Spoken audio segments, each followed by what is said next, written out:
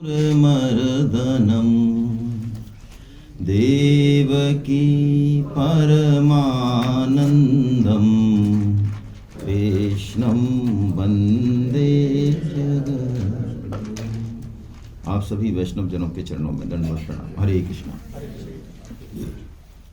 भगवान श्री कृष्ण की असीम कृपा कि हम मानव जीवन का जो सर्वोच्च फल है सत्संग, उसका लाभ प्राप्त कर पा रहे हैं तमाम व्यस्तताओं के बीच भी। कल सबसे पहले हमने ये देखा कि जब तक मनुष्य जन्म में जो विशेषताएं हैं उस तरफ हमारी दृष्टि नहीं जाएगी, तब तक एक कदम भी भगवान की तरफ चलना संभव नहीं है। पारसमणि हमारे घर में हैं, संत जो है द्वार पे खड़े हैं भिक्षा मांगने, और हम कह रहे हैं महाराज हम तो बिल्कुल ही दरिद्र हैं, रोटी नहीं है शाम को खाने की, आपको कहाँ से दें। वास्तव में पोजीशन हमारी बहुत ख़राब है। तो संत कहते हैं अरे बावले, ये क्या रखा है, ये से चटनी पीसते हैं महाराज, ये पत्थर है, ये इससे चटनी पीस के टाइम पास कर रहे हैं महाराज। तो वो कह रहे हैं ये पत्थर नहीं है, ये पारसमणि है तेरे पास। तब उसको चेत होता है कि अरे पारसमणि मेरे घर में है और मेरी ये हालत है। बस ऐसा ही हमारे साथ हो रहा है। कितना भी बुद्धिमान व्यक्ति हो, कितना भी कला कौशल वाला व्यक्ति हो, पद पे हो, प्रतिष्ठित हो, धनवान हो, जब तक भोगों में, कामनाओं में, आहार निद्रा भय मैथुन में उसकी लिप्सा रहेगी, तब तक वो भगवान की तरफ चलने का सोच भी नहीं सकता। सो कॉल्ड धार्मिकता और आध्यात्मिकता, इसमें जमीन और आसमान का फर्क है। जो लोग भगवान को प्रेम करते हैं, भगवान की आज्ञा का पालन करते हैं और उस कारण गीता का प्रचार करते हैं, लोगों से मिलते हैं, उनकी ठोड़ी सहलाते हैं, उनको इस बात का बहुत अच्छे से अनुभव होगा कि सो कॉल्ड धार्मिक लोग कितने आध्यात्मिक हैं। यदि आप गए नहीं लोगों के पास तो आपको नहीं पता चलेगा। आप जाएंगे तो पता चलेगा कि धार्मिकता में कितना धर्म इनके पास है, कितना अध्यात्म इनके पास है। असली बात यही है कि मनुष्य जन्म का जो ये दुर्लभ, जो इसमें विशेषताएं दी भगवान ने, देने से पहले उसका उद्देश्य निर्धारित कर दिया। कोई भी चीज का निर्माण बाद में होता है, उसकी आवश्यकता पहले होती है, हर छोटी से छोटी चीज की।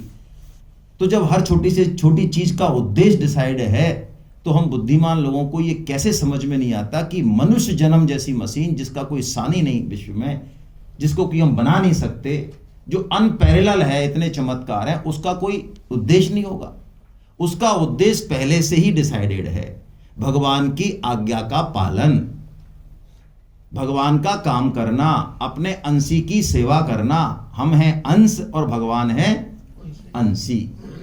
हमारे सब चीजों से, यज्ञ तप दान कर्म ज्ञान बुद्धि, सबसे हमको भगवान की सेवा करनी है। यही हमारा परम कर्तव्य है, और उसकी सेवा करेंगे तो हमको सुख मिलेगा, क्योंकि उसके सुख में हमारा सुख छिपा हुआ है।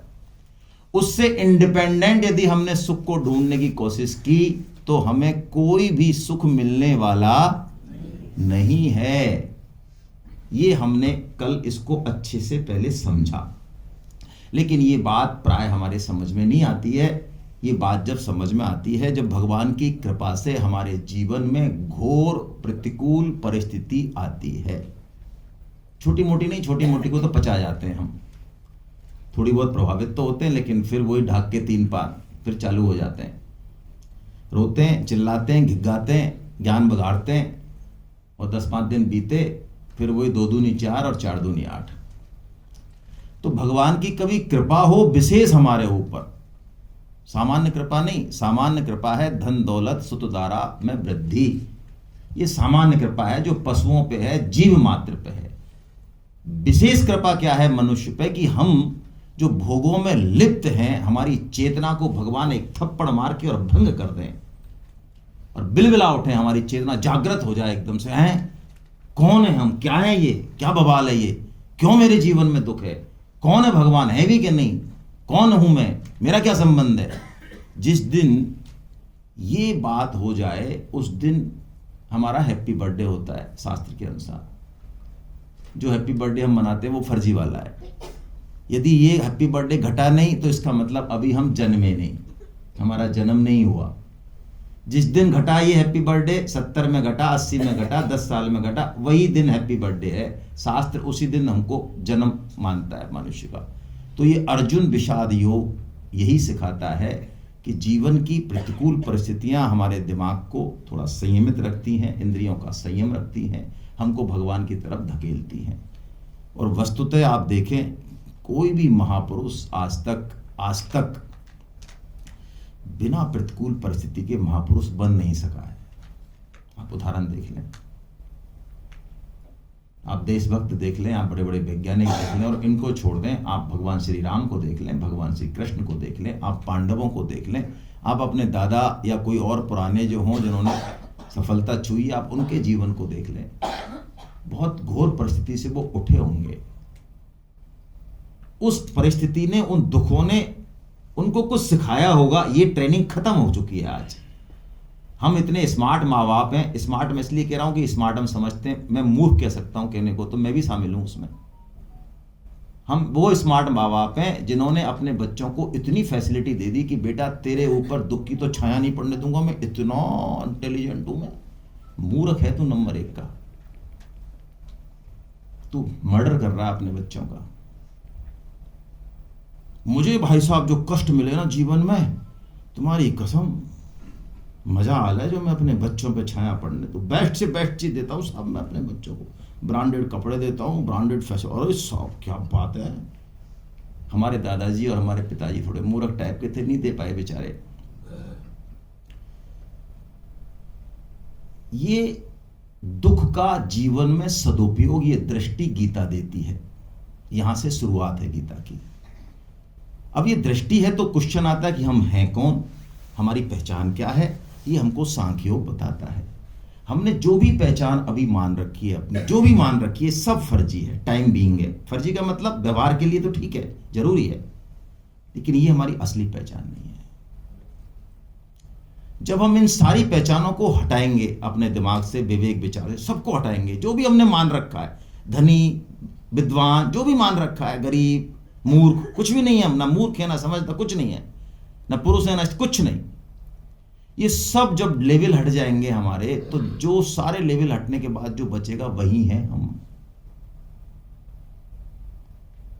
ये पहचान जब तक नहीं होगी, क्योंकि जब तक हम अपने बारे में नहीं पहचानेंगे, कोई भी शास्त्र हमारी सहायता नहीं कर सकता। इसलिए कल हमने बात की कि ब्रह्म विद्या सांख्य योग पीएचडी है, लेकिन भगवान ने सबसे पहले कहा, नहीं कहना चाहिए था, पहले एलकेजी की पढ़ाई करनी चाहिए थी, लेकिन सबसे पहले कहा। क्यों कहा? इसके बिना काम नहीं चलेगा, आगे कोई सत्संग काम नहीं करेगा। भाई मैं एप्पल होटल पे आना चाहता हूं, कल आया मैं, आज आया, और मैं कपूर साहब को फोन करूं कि यार कपूर साहब मुझे एप्पल होटल मिल नहीं रहा है यार, तो कपूर साहब क्या कहेंगे कि आप अभी कहां, यही पूछेंगे। भाई साहब मुझे ये नहीं पता मैं कहां हूं, तो कपूर साहब क्या कर लेंगे मेरा? मुझे ये नहीं पता, कपूर साहब पूछ रहे हैं मेन रोड के इधर हो, लेफ्ट में हो, राइट में हो, प्रताप नगर में हो, गोपालपुरा वो कहां हो? भाई साहब ये नहीं पता मुझे कि मैं कहां हूं। कपूर साहब क्या कर लेंगे मेरा? सत्संग कर रहे हैं, शास्त्र पढ़ रहे हैं, सब काम कर रहे हैं, लेकिन ये पता नहीं हम कौन है। शरीर है हम तो, शर्मा जी हैं। अच्छा शर्मा जी हैं आप? तो जब तक गलत पहचान रहेगी, सारा शास्त्र सारा सत्संग बिल्कुल धूल में जाएगा। इसलिए भगवान ने सबसे पहले सांख्य योग कहा। हम पहचाने हम हैं कौन, पूछें इस बात को, हम हैं कौन। योगी जी ने तो बहुत सरल शब्दों में बता दिया स्वामी जी की बात अभी, कि हम केवल और केवल भगवान के। हे नाथ मैं आपको, ये तो मंत्र है, महामंत्र है, ये तो सारे योगों से ऊपर है, इसकी भी बात करेंगे। उसके बाद इस सांख्य योग को पचाने के लिए भगवान ने कर्म योग का वर्णन शुरू किया 2.41 से, और उस कर्म योग को भगवान ने दूसरे अध्याय में बहुत अच्छे से कहा, तीसरे अध्याय में और खोला, चौथे अध्याय में कर्म अकर्म विकर्म से फिर खोला, पांचवें अध्याय में अर्जुन को कंफ्यूजन हुआ तो ज्ञान योग और कर्म योग का फिर कंपैरिजन किया, और छठवें अध्याय में भगवान ने फिर कर्म योग को पुनः एक बार फिर कहा। इतना लंबा चलाया भगवान ने कर्म योग को। ये कर्म योग है क्या भाई? ये कर्म योग वो दवा है, वो विधि है जो हम सबके लिए भगवान ने रिकमेंडेड की। यहां से स्टार्टिंग होगी हमारी लाइफ की। मेडिकल शॉप में दवाएं तो हजारों हैं, हमको सबको जानने की जरूरत नहीं है, ज्यादा दिमाग नहीं पचाना है, फट जाएगा दिमाग। हमको तो क्या बीमारी है, उस बीमारी के अनुसार जो डॉक्टर ने 4-5 दवाएं लिखनी है वो पुड़ियाम बांध के लेनी है और अपना काम करना है। बहुत ज्यादा वेदांत पढ़ना, शास्त्र उपनिषद पढ़ना, ये भी बहुत बीमारी का काम है। तो हमको शुरुआत कहां से करनी है? भगवान ने कर्म योग को रिकमेंड किया हमारे लिए, तो कर्म योग रिकमेंड किया तो कर्म योग है कहां और कहां से शुरू होगा? तो भगवान ने कहा अर्जुन तेरे पहले तो ये समझ में आ जाए कभी किसी वजह से, कृपा से, सत्संग से, कि ये जो तेरे को मैंने दिया, जिस खांचे में अभी फिट किया है, किसी ने किसी खांचे में हमको फिट किया है, स्त्री रूप शरीर में, पुरुष रूप शरीर में, कोई अफसर बना के बिठाया, कोई ठेला वाला बना के बिठाया, गरीब बिठाया, अमीर बिठाया, कोई समाज का प्रतिष्ठित बताया, बिल्कुल निकृष्ट बना, जैसा भी खांचा हमारे फिट किया। तो भगवान ने कहा ये खांचा तेरे को इसलिए फिट किया है कि जिससे तू, जिसका तेरे ऊपर जितना ऋण है ना, सबके ऊपर है, उस ऋण से तू विमुक्त होकर मुक्त हो जाए, इस ऋण को चुका कर मुक्त हो जाए। ये कर्म योग है। क्या मतलब? मतलब ये कि हमको जो कुछ मिला, अभी शरीर मिला, विद्या मिली, धन मिला, कोई कला कौशल मिला, जो भी अभी हमारे पास सामान है, वो सब सामान ऋण चुकाने के लिए है। ये बात जिस दिन समझ में आ गई, उस दिन कर्म योग शुरू हो जाएगा। भोगने के लिए नहीं मिला ये भोग, तो हमने ये कबड्डी तो हम खेल रहे हैं, बहुत लंबे समय से खेल रहे हैं। यदि यही सी कबड्डी में और 40-50 साल निकाले हमने, तो फिर कुछ नहीं हुआ, फिर तो खत्म हो गया कहानी। हमारे समझ में ये आ जाए कि मेरे पास यदि ताकत है, बल की, पद की ताकत है, धन की ताकत है, तो जो भी ताकत है वो मेरे को मैं लगा दूं भगवान कृष्ण के काम में। ये जिस दिन बात आ गई, उस दिन कर्म योग शुरू हो गया। मेरे से क्या कहे बिना रहा नहीं जाता। हमारे एक मित्र हैं, बड़ी मुझे अफसोस होता है, उनको मैंने कहा कि आपको गीता सेमिनार में आना है। मैंने 25 दिन पहले कहा, और मेरी बात वो टाल नहीं सकते, मेरे साथ काम किया हुआ है, सबॉर्डिनेट है। तो उनका सर ठीक है, मैं रजिस्ट्रेशन करा दूंगा। लेकिन जब पैसा देखा तो पैसे को तो चूंकि हम मिट्टी समझते हैं, तो 2 दिन बाद मैसेज आया, सर मेरी पोती बीमार हो गई है और मैं हॉस्पिटल में हूँ। 25 दिन पहले। सेमिनार कब है? तो सर आप बताएं क्या करें? मैं क्या करना है?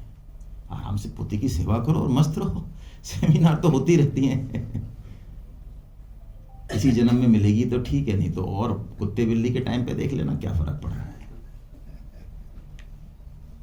और मुझे भगवान की कृपा का कैसा अनुभव होता है, मेरी मतलब मुझे समझ नहीं आता कि एक तरफ ये व्यक्तित्व है, क्या भगवान की कृपा है, और एक तरफ मैं कपूर साहब को देखता हूं कि जिनके फादर आईसीयू में एडमिट हैं पिछले 25 दिनों से, 4 हॉस्पिटल चेंज हो चुके।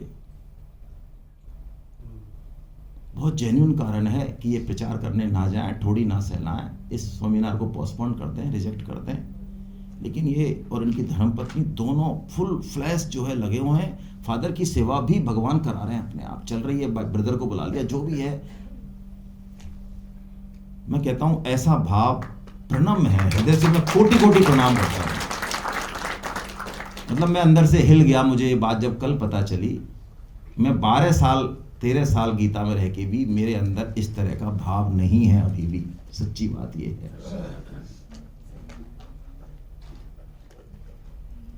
और कर्म से परमात्मा प्राप्त नहीं होते, क्योंकि कर्म जड़ है।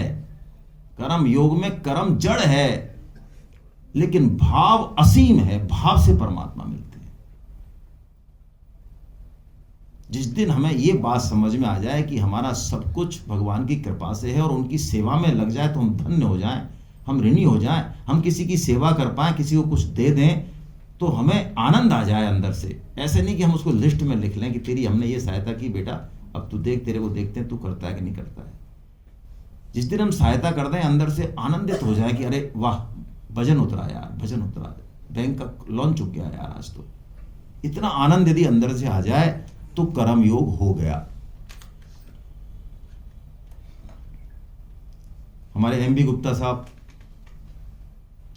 कल जो आपको फॉर्म बांट रहे थे, आपको लग रहा होगा कि ऐसे ही होंगे, बहुत अच्छे प्रतिष्ठित व्यक्ति हैं, अच्छे संपन्न व्यक्ति हैं, और लगातार 3 साल से गीता की सेमिनार करा रहे हैं, ग्रांड सेमिनार कराते हैं, ये 150 से 200 की फिक्स है इनका। 14, 15, 16 अगस्त, 15 अगस्त पे सैल्यूट इनके यहाँ ही होता है। उसके बाद भी आप सोच सकते हो सब तरह से संपन्न है। ये सेमिनार में आए हैं, इनसे कोई जानकारी नहीं, कपूर साहब से अपने सब व्यक्तित्व को भुला के यहाँ आए हैं, एक एक चीज़ को मैनेज किया है, कहाँ पे कुर्सी लगेगी, कहाँ माइक लगेगा, कैसे लगेगा, और कोई काम हो, अच्छा ये चाहिए, स्टैंड चाहिए, दीप प्रज्वलन का मैं ले आता हूँ घर से, ऐसा करके सारी व्यवस्था करके, और जो 3 सेमिनार खुद करा चुके हैं और 5-10 सेमिनार अटेंड कर चुके हैं, वो भी ऐसे बैठे हुए सेमिनार में, अपनी धर्मपत्नी बैठी है उनकी बगल में, कि जैसे गीता पहली बार पढ़ रहे हो। और मैं कुछ कुर्सियाँ देख रहा हूँ पीछे, कुछ इंटेलिजेंट लोगों को जो बेचारे कल उनको भगवानी कृपा घट गई, उनके संग 1 घंटे में गीता समझ के और हो गए पार।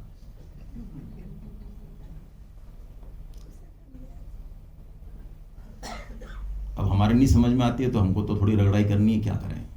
अब उनकी थोड़ा सा दिमाग तीव्र था तो समझ गए, चले गए। मैं सैल्यूट करता हूं इस भाव को। मैं ये कह रहा हूं कि ये भाव, हालांकि इनको बुरा लग रहा है मैं इनका नाम ले रहा हूं, तब भी मुझे पता है ये भाव कर्म योग है। इस भाव से, क्योंकि पदार्थ से यदि होनी होती सेवा, कर्मयोग होना होता तो फिर धनी कर पाते या कोई और ही कर पाते, लेकिन उसमें पदार्थ का लेना देना नहीं है। पदार्थ तो है, उसकी उपयोगिता है, लेकिन पदार्थ के पीछे बैकअप उस भाव का है, उस भगवान की कृपा के अनुभव का है, उससे कर्मयोग घटता है, पदार्थ से नहीं घटता। पदार्थ से घटना होता तो बहुत मैकेनिकल बात हो जाती। तो भगवान ने इस चीज को, कर्मयोग को, बहुत अलग अलग तरीके से समझाया, बहुत अलग अलग तरीके से समझाया हमको, कि कैसे भी हमारी समझ में बैठ जाए। यहां तक कह दिया कि अर्जुन, सभी यज्ञ और तपों का भोक्ता मैं हूं। तू रोटी बना रही है घर में, तू पैसा कमा रहा है घर में, तू मठाधीश है, तो तू किसके लिए कर रहा है? मैं ही तो हूं सामने। तू काउंटिंग क्यों कर रहा है भाई कि तेरे लिए हमने इतना किया, तू हमारे लिए क्यों? अरे किसके लिए किया? नारायण के लिए किया। सब कुछ हमने जो कुछ किया, साक्षात नारायण ही है सामने, घर में भी और बाहर भी। सारे यज्ञ और तपों के भोक्ता तो नारायण है। हिसाब कहां लेकर रहे हो भाई? और हिसाब किसका कर रहे हो? भगवान कह रहे हैं, सब लोगों का महेश्वर मैं हूं, तिल भर चीज नहीं थी तेरे पास। तूने जिससे सेवा की, कर्मयोग का आचरण किया, वो ताकत, वो सामर्थ्य, वो पदार्थ, वो भी तो मेरे ही है, सामान है। अरे तू मेरे सामान से, और तू खुद की डायरी बना रहा है। गंगा जल जाके तू गंगा जल का पूजन कर रहा है, और उसमें भी तू डायरी बना रहा है कि मैंने पूजन कर दिया।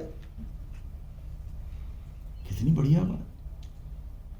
और फिर भी भगवान कह रहे हैं, तू कितना भी हो जा, तू कैसे भी जो है अभिमानी हो जा, कुछ भी हो जा, मैं तेरा सुहृदय हूं। भगवान का सुहृदय होना क्या है?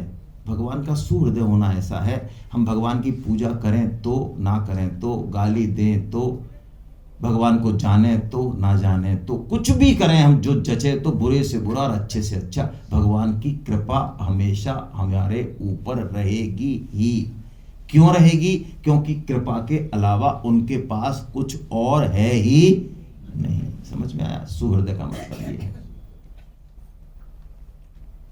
आप आम के पेड़ से आम तोड़ना चाहें, पत्थर मार रहे हैं, 5 पत्थर आपने दे दिए, निशाना चूक गया, तो 6वीं बार पेड़ कहेगा, बेटा तेने अब की बार दे दिया तो तेरी टांग तोड़ दूंगा मैं, ऐसा कहेगा पेड़? या 6वीं बार पड़ गया तो आम दे देगा आपको? हेलो, आम ही देगा। गाली दे देगा? आम ही देगा, गाली नहीं देगा। 20 बार पढ़ने के बाद भी नहीं देगा, क्यों? गाली उसके पास है नहीं, आम ही है उसके पास। भगवान के पास कृपा ही है, कृपा के अलावा कुछ है ही नहीं। और इसी कारण हमारे जैसे बुद्धिमानों का दिमाग खराब हो जाता है, क्योंकि बिना मांगे मिल रहा है ना सब कुछ। हम तो वो लोग हैं जो थोड़ी टेढ़ी दवा है हमारी, तब हमारे बात समझ में आती है। कोरोना हुआ तो हमको समझ में आया कि वायुदेव की क्या इंपॉर्टेंस है। अब मिल रही है अनाप शनाप, तो हम नाश ही करेंगे और काहे का सैल्यूट देंगे, काहे की कृपा है। अब भी आप हो रहा है सब कुछ, अब भी आप हो रहा है, अब भी आप हो रहा है। तो तू बीच में कहां से आ रहा है? तेरे भी तो अपने आप ही हो रहा है सारा काम। ये कर्म योग का मूल है जो भगवान ने कहा। फिर भगवान ने ध्यान योग कहा, मन को हम शुद्ध करें। और मन को शुद्ध करने का सबसे बढ़िया तरीका ये ध्यान की विधियां नहीं है, ये आंख का नाक पिचकाना, इस पे गीता का फोकस नहीं है भाई। आजकल हालांकि इसी की प्रमुखता ज़्यादा है, बड़े बड़े कैंप लगते हैं, खूब सारे पैसे हम देते हैं और ध्यान करते हैं तो शरीर में थोड़ा अच्छा भी लगता है, बुद्धि को अच्छा लगता है, लोग बड़े प्रफुल्लित घूमते हैं। ये ध्यान नहीं है भाई गीता का। ध्यान है गीता का कि हम मन बुद्धि से भगवान को अपना मान लें बस। फिर अपने आप जिस चीज को भी हमने अपना माना अब तक, उसमें हमारा मन लगा। पत्नी को माना, पत्नी में लग गया। धन को माना, धन में लग गया। गाड़ी को माना, गाड़ी में लग गया। नोटों की गड्डी को माना, नोटों की गड्डी में लग गया।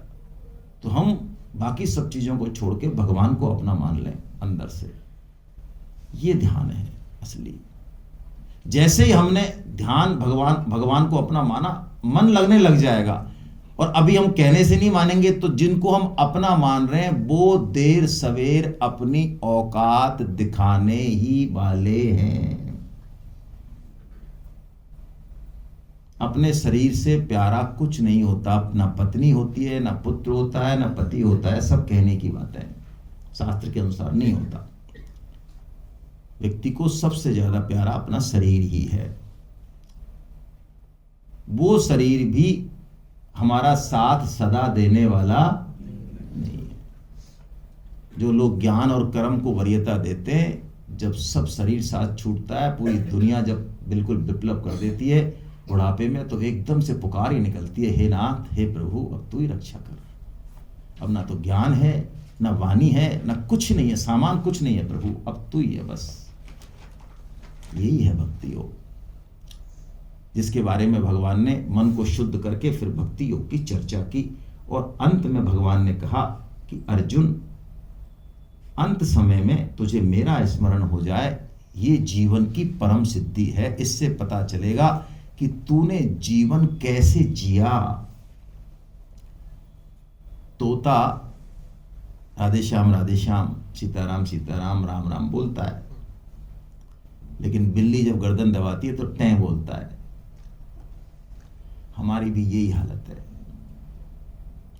हमें लगता है हम गीता पढ़ रहे हैं, रामायण पढ़ रहे हैं, भगवान का भजन कर रहे हैं, माला भी कर रहे हैं, लेकिन चित्त वृत्ति भगवान में नहीं है। एक सूक्ष्म बात में कहूं, कैसे पता चले?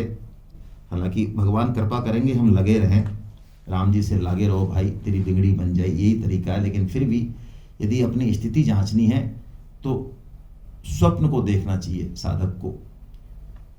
साधक यदि स्वप्न में गीता से संबंधित, भगवान से संबंधित कोई स्वप्न आ रहे हैं तो इसका मतलब पोजीशन काफ़ी अच्छी है। यदि नहीं आ रहे हैं तो अभी इसका मतलब पापों का शमन होना बाकी है। घबराने की जरूरत नहीं है, लेकिन लगे रहना है। तो अंत समय में भगवान का स्मरण हो, इसके लिए अभी से अभी इसी क्षण, स्वामी जी ने तो बहुत अच्छे से कह दिया, अंत का मतलब वो अंत नहीं, अंत का मतलब ये अंत। ये 9:07 का जो गया मिनट तो गया, इसका अंत हो गया, इस क्षण का अंत हो गया, खत्म, अब ये आ नहीं सकता। जिसने इस अंत को पकड़ लिया, इस क्षण को पकड़ लिया, वो उस अंत को सुधारेगा। ये नहीं अच्छा अंत, अच्छा हाँ वो वाला अंत, यानी ठीक है भाई साहब, समझ में आ गई बात? नहीं आई समझ में। अंत को सुधारने वाला अभी से स्टार्ट होगा, अभी से। और इसके लिए हमको पूरा सर्किल खींचना पड़ेगा भाई।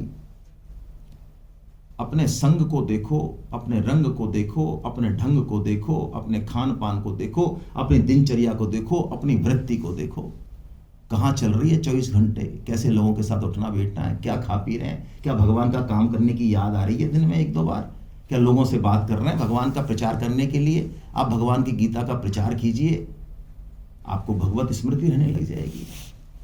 और नहीं भी रहेगी तो भगवान गारंटी लेंगे, मैं दिलाऊंगा यार। हाँ, आप अपना रंग देखिए, संग देखिए, उसको चेंज कीजिए। चेंज मतलब अब हमको वैष्णवों का ही संग करना है। तो जैसे ही आपने निश्चय किया, जो अभक्त हैं वो हट जाएंगे अपने आप आपके सामने से। हटाओगे नहीं आप उनको, ऑफिस में से कहां से हटाओगे, लेकिन आपका मन नहीं रहेगा उधर, हट जाएंगे अपने आप, उपेक्षा हो जाएगी। यदि हम ऐसा करेंगे तो हमको भगवत स्मृति होने लग जाएगी। इसकी तैयारी हमको अभी से करनी है। और भगवान जो अहेतु की कृपा करने वाले हैं, उनकी पूजा अर्चन कितना सरल है और कितना बढ़िया है, इस बात को अब भगवान उस रहस्य को फिर पुनः जो है दोबारा कहना चालू करते हैं, क्योंकि 8वें अध्याय में थोड़ा सा डेविएशन हो गया था। तो अब भगवान दोबारा से इस अध्याय को शुरू करते हैं, जो 7वें में जो बात चालू की उसी को अब भगवान कह रहे हैं।